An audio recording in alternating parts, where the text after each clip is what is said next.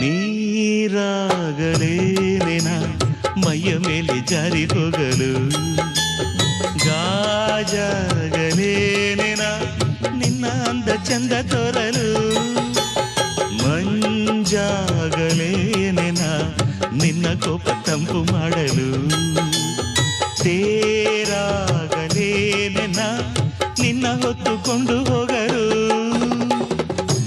ಕೇಳದೆ ದೇವಿ ವರವ ಕೊಡಳು, ಹೊಗಳದೆ ನಾರಿ ಮನಸ್ಸು ಕೊಡಳು. ಓ ಕನಕಾಂಬರಿ ನೀನು ಬಾರದೆ ಪೂಜೆಗೆ ಹೂವಿಲ್ಲ, ಓ ಶ್ವೇ